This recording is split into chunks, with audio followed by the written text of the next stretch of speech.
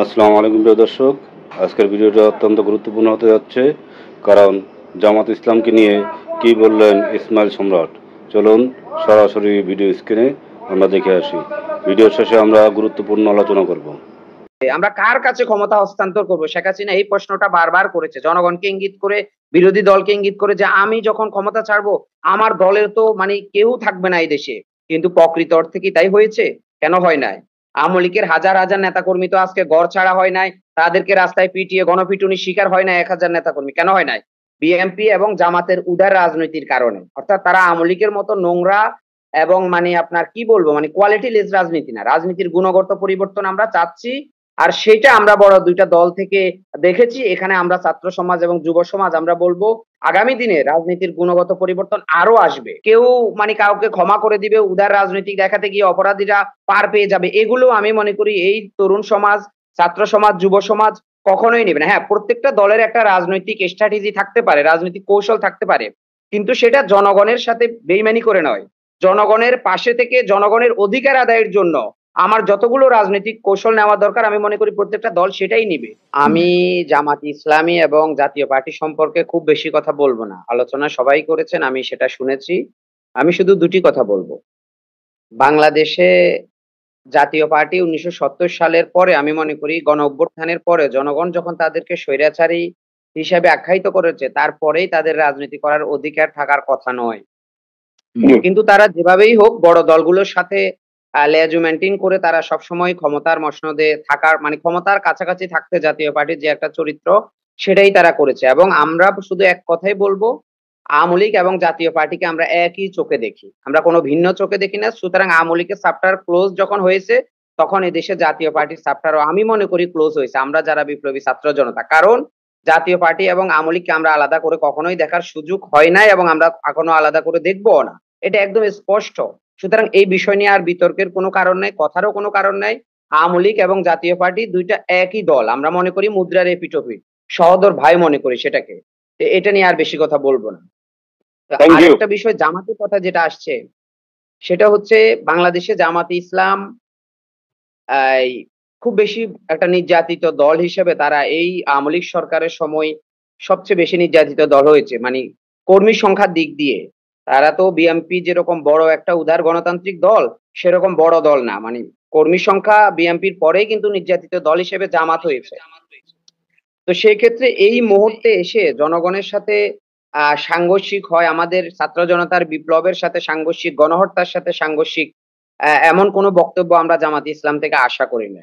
সবারই রাজনীতি করার অধিকার আছে, নিজের দলের আমি মনে করি জামাতের আমির যে ঘোষণাটা দিয়েছে, যে কথাটা বলেছে, এটা একান্তই উনার ব্যক্তিগত। আমি ক্লিয়ার করছি সাগর ভাই, একান্তই উনার ব্যক্তিগত এবং উনাদের হয়তোবা দলের রাজনৈতিক স্ট্র্যাটেজি অথবা রাজনৈতিক কৌশল বলতে পারেন আপনি। একেক দল একেকভাবে রাজনীতি করে। এটা একান্ত ব্যক্তিগত, এটা আপনি নিজে বলছেন যে এটা একান্ত ব্যক্তিগত, কারণ জামাত ইসলাম তো একান্ত ব্যক্তিগত কথা আসলে বলে না, তাছাড়া শীর্ষ পর্যায়ে থেকে এসছে। যদিও উনি যেটা বলতে চেয়েছেন আমরা আদতে বুঝতে পেরেছি কিনা, উনি কি বুঝিয়েছেন যে আওয়ামী লীগকে ক্ষমা করে দিলাম, সুতরাং তারা যে এই যে আগস্ট জুড়ে যত কিছু করেছে সেগুলির জন্য আর কোনো বিচারের সম্মুখীন আনা হবে না, ব্যাপারটা এরকম নয়। তারা বলতে চেয়েছে, আবার একটা পক্ষ বলছে যে তাদের বক্তব্য বা জামাত আমিরের বক্তব্যকে না বুঝে না শুনে অনেকে এটাকে বিভ্রান্ত করে। আমি ওনার বক্তব্যটা পুরোটাই পড়েছি, শুনেছি এবং আমার কাছে যেটা মনে হয় হয়তো এটা উনি উনার একান্তই উনাদের দলের ব্যক্তিগত। উনার বলতে উনি যেহেতু দলের আমির, তাহলে অবশ্যই উনাদের দলের ব্যক্তিগত এবং সেটা হচ্ছে উনাদের একটা রাজনৈতিক স্ট্র্যাটেজি হতে পারে। দিস ইজ দ্য ফাইন, এই বিষয় নিয়ে তর্ক করার কিছু নাই। আর একটা বিষয় দেখেন, এটাকে যদি আপনি পজিটিভ অর্থে বলেন তাহলে দেখেন, যখন আওয়ামী লীগের সেক্রেটারি ওবায়দুল কাদের এবং শেখ হাসিনার সাথে যখন ঐক্যফ্রন্টে বারবার মিটিং করা হয়েছে, তখন তিনি বলেছেন, আমি তখন ঐক্যফ্রন্টের বেশ কয়েকটা মিটিং এ ছিলাম, তখন বলেছিলেন যে আওয়ামী লীগ যদি ক্ষমতা থেকে যায়, আওয়ামী লীগের হাজার হাজার নেতা কর্মী কচু কাটা হয়ে যাবে। তারা যে পরিমাণ অপরাধ করেছে সাধারণ মানুষ তাদেরকে পিটিয়ে মেরে ফেলবে। আমরা কার কাছে ক্ষমতা হস্তান্তর করবো? শেখ হাসিনা এই প্রশ্নটা বারবার করেছে, জনগণকে ইঙ্গিত করে, বিরোধী দলকে ইঙ্গিত করে যে আমি যখন ক্ষমতা ছাড়বো আমার দলের তো কেউ থাকবে না এই দেশে। কিন্তু প্রকৃত অর্থে কি তাই হয়েছে? কেন হয় নাই? আওয়ামী লীগের হাজার হাজার নেতাকর্মী তো আজকে ঘর ছাড়া হয় নাই, তাদেরকে রাস্তায় পিটিয়ে গণপিটুনির শিকার হয় নাই ১,০০০ নেতাকর্মী। কেন হয় নাই? বিএনপি এবং জামাতের উদার রাজনীতির কারণে। অর্থাৎ তারা আওয়ামী লীগের মতো নোংরা এবং মানে আপনার কি বলবো মানে কোয়ালিটি লেস রাজনীতি না, রাজনীতির গুণগত পরিবর্তন আমরা চাচ্ছি। আর সেটা আমরা বড় দুইটা দল থেকে দেখেছি। এখানে আমরা ছাত্র সমাজ এবং যুব সমাজ আমরা বলবো আগামী দিনে রাজনীতির গুণগত পরিবর্তন আরো আসবে। তবে তাই বলে এই রাজনীতি গুণগত পরিবর্তনের মধ্য দিয়ে অপরাধীরা পার পেয়ে যাবে, তারা ক্ষমা পেয়ে যাবে, এটা আমার মনে হয় যে এটা আমরা বিশ্বাস করি না। হয়তো সাময়িকভাবে হতে পারে একটা বিষয়, কারণ দেশের এখনো আইন শৃঙ্খলা থানাগুলো সচল হয় নাই, আইন শৃঙ্খলা পরিস্থিতি স্বাভাবিক হয় নাই। তো এই পরিস্থিতি তো সামনের দিনে চলবে না। যারা এই যে আমাদের দেখেন বিশেষ যৌথ বাহিনীর অভিযান চলছে, বিশেষ যা হত্যা মামলা দায়ের করা হচ্ছে, আমি মনে করি আমাদের এই বিজয়কে আমাদের এই বিজয়কে এবং বৈষম্যহীন বাংলাদেশ প্রতিষ্ঠা করার জন্য প্রথম চ্যালেঞ্জ হচ্ছে এই বিপ্লবী সরকারের। এই আওয়ামী দুঃশাসনের আমলে যারা এই সরকারকে সহযোগিতা করেছে এবং এই আমলিকে দোসর হয়ে যারা ছিল তাদের প্রত্যেককে বিচারের আওতায় আনা। যারা অপরাধী ছিল প্রকৃত অর্থে, একটা অপরাধী যেন আইনের পাকপোকর দিয়ে বেরিয়ে না যায়। এটা হচ্ছে বিপ্লবী সরকারের ১ নাম্বার চ্যালেঞ্জ। যদি আপনি বলেন চ্যালেঞ্জের কথা বলেন, তাহলে আগামী দিনে অন্য কোনো ব্যক্তিও আর এরকম মানে অপরাধ করবে না, যে অপরাধ করলে পার পাওয়া যাবে না। এই সংস্কৃতিটা মানে বিচারহীনতার সংস্কৃতিকে উপটে ফেলতে হবে। যে বিচারহীনতার সংস্কৃতি দিয়ে আওয়ামী লীগ ১৫ বছর বাংলাদেশের মানুষকে শাসনের নামে দুঃশাসন করেছে এবং মানে যেই রাজনৈতিক দলগুলো তাদের পাশে ছিল, আমরা তাদের কথাও বলবো যে আপনারা আওয়ামী লীগ সরকারের পাশে ছিলেন, আওয়ামী লীগ যখন বিদায় হয়ে গেছে দয়া করে আপনারাও স্বেচ্ছায় বিদায় হয়ে যান। কারণ তো আপনারা পাশাপাশি অবস্থান করেছেন। ১৪ দলের কথা বলবো, জাতীয় পার্টির কথা বলবো, এইভাবে আমরা তো কাউকে আলাদা করে দেখবো না।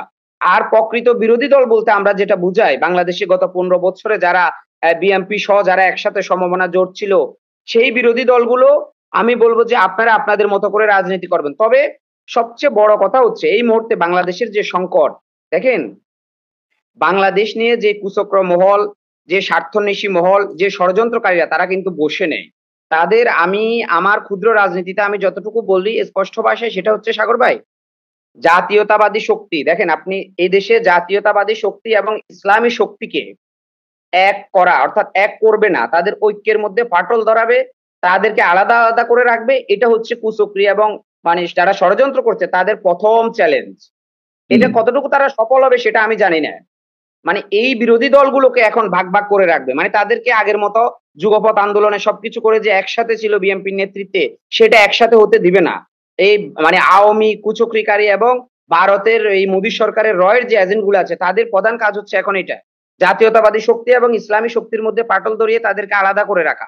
অর্থাৎ যখন ইন্ডিভিজুয়াল করে রাখবে তখন সেটাকে দুর্বল করে তারা এটাকে মানে ভাগ ভাগ করে বিভিন্ন ট্যাগ দিবে, ইয়ে করবে। অর্থাৎ আমি বলবো এই আওয়ামী লীগ সরকারের প্রশ্নে যারা গত ১৫ বছর জিরো টলারেন্স ছিল তাদের এখনো জিরো টলারেন্স থাকতে হবে, এটা স্পষ্ট। সুতরাং কেউ মানে কাউকে ক্ষমা করে দিবে, উদার রাজনৈতিক দেখাতে গিয়ে অপরাধীরা পার পেয়ে যাবে, এগুলো আমি মনে করি এই তরুণ সমাজ, ছাত্র সমাজ, যুব সমাজ কখনোই নেবে না। হ্যাঁ, প্রত্যেকটা দলের একটা রাজনৈতিক স্ট্র্যাটেজি থাকতে পারে, রাজনৈতিক কৌশল থাকতে পারে, কিন্তু সেটা জনগণের সাথে বেইমানি করে নয়।